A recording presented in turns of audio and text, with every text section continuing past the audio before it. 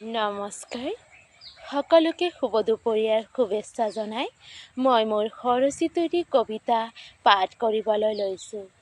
কবিতাটিৰ শিৰোনাম কল্পনাৰে ভাবিব ধৰে। কেতিয়াবা একান্ত মনে বহি থাকিলে বাহিৰৰ বৰষুণ তিতা গছবোৰক চাই ৰাতিপুৱাৰ প্ৰকৃতিৰ বুকুত মোৰো মন যায়।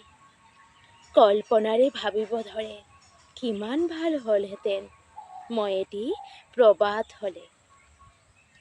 মোৰ প্ৰভাতৰ পৰশে ৰবিয়ে উকিঝুঁকি মাৰি মাৰি ওলালহেঁতেন সেইদিনা আকাশৰ বুকুত জগতখন পোহৰাই গোলাকাৰ ৰূপ লয়।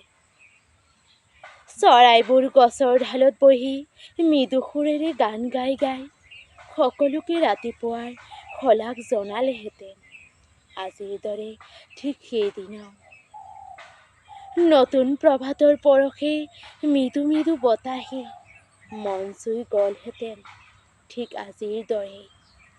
পাৰ্থক্য মাথো এয়াই, মই প্ৰভাত হ'লে কিমান ভাল হ'লহেঁতেন। কল্পনাৰে ভাবিব ধৰে অকাল্পনিক কিছুমান কথা, যদিও পূৰণ নহয় তথাপিও বৰ ভাল লাগে।